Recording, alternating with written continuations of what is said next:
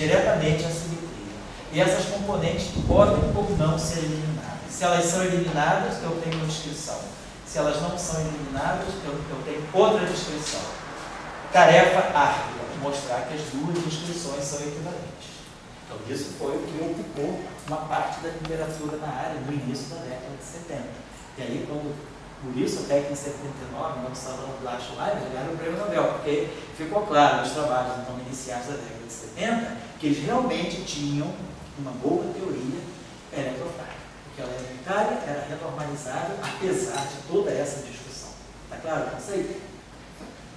Então, na próxima aula, vamos trabalhar isso em mais detalhes, tá certo? Agora, fazer os cálculos. Eu queria que vocês entendessem o que está acontecendo.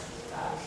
Eu vou deixar só uma tarefa para quem quiser aprimorar um pouco mais esse conhecimento, que é assim, desculpa, eu só vou deixar tarefas impostadas, e vocês, quem quiser trabalhar em casa, para poder fixar um pouco essa ideia.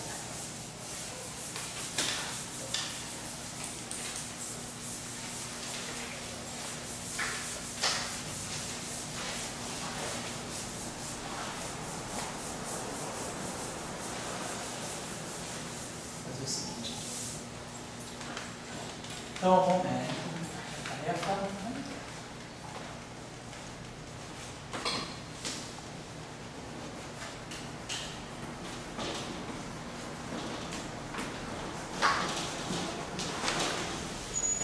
Então, com quebra espontânea vai seguir.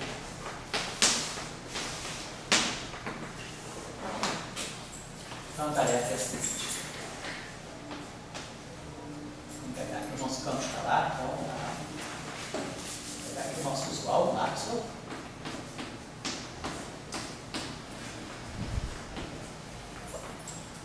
O nosso escalar aqui.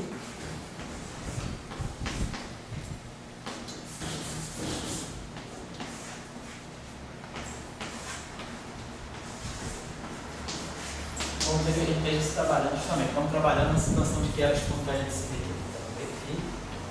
Quer ver? Mais H. Né? Mais I. Trabalhar essa. Está completa.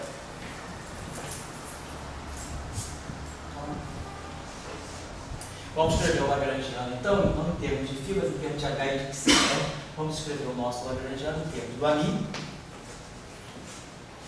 do H e do Q. Então, ao escrever, e vamos manter o Q o tempo todo. Então, essa expressão aqui, se vocês quiserem, a gente pode escrever essa expressão desse modo. Posso botar esse F mais H aqui em evidência, imaginar que isso aqui é 1 mais I sobre V mais H, e dizer que isso aqui poderia ser escrito desse modo. Esse campo aqui pode ser escrito desse modo. Escrever, né? Pensando que isso aqui seria uma flutuação desse objeto. Então, eu posso passar dessa parametrização para essa parametrização. Eu vou passar de lá para cá. Então, mas eu não vou querer, aqui claro, a simetria me permitiria eliminar, porque eu não vou fazer isso. Eu vou querer trabalhar com a minha H, porque eu vou querer, eu quero olhar aqui as equações de campo.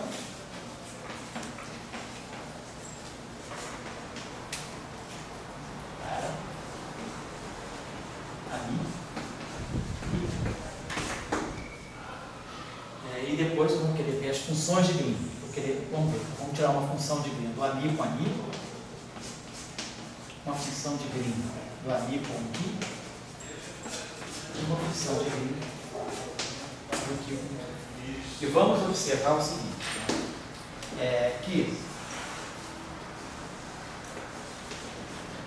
nessa situação, mantendo que a prova de que eu tenho, mesmo que houve quebra espontânea, mas se a gente tentar tirar as funções de Green, a gente vai ter uma singularidade. Quer dizer, as funções de Green que seguem esse Lagrangiano, aquele Lagrangiano ali, ele vai gerar um conjunto de funções de Green, que é a função de Green do H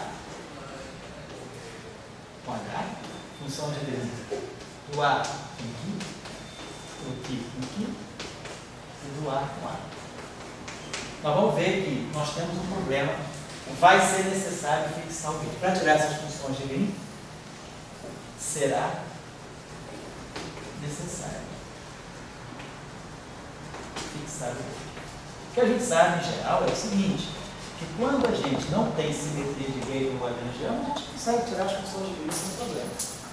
O problema que a gente tem, se a gente tem uma quebra de simetria, e mesmo assim nós não conseguimos, esse lagrangiano continua singular, no sentido de que eu não consigo extrair a função de Green, é aquilo que a gente vem discutindo aí com Dória. Apesar de ter havido a quebra de simetria, eu não estou vendo a simetria nas equações de campo, nas soluções das equações de campo, a simetria está presente e escondida. Quando eu escrever esse lagrangiano em termos de H e I, a simetria está quebrada espontaneamente, mas quando eu trago essa parametrização aqui para o lagrangiano e tento tirar as funções de Green, eu não consigo. Eu tenho singularidade, eu não consigo inverter o operador de onda do sistema. Isso mostra, então, que mesmo com a quebra espontânea de simetria, o lagrangiano tem simetria de Green. E aí a gente vai ver, porque esse exercício é ilustrativo, porque ele mostra para a gente o que acontece com o campo quificando e como nós temos que fricção. É aqui que vai dar a grande discussão. Aqui a gente pode poder escolher o que chamar de gauge unitário, gauge delocalizável, gauge temporal. Quer dizer, a discussão da fixação do gauge fica em presença do que. Então eu queria que quem quiser tocar um pouco, fazer esse exercício a fundo, ele é bem instrutivo. Na próxima, basicamente, nós vamos fazer isso, mas já direto no caso não haveria, tá? Na sexta-feira. Tá bom? Então é um pouco a mensagem da discussão de hoje e, como a gente está discutindo aqui, não é uma coisa trivial. Apesar dos livros passarem um pouco batidos, porque ninguém pode ficar fazendo um capítulo inteiro sobre isso, né? Mas a discussão pede reflexão.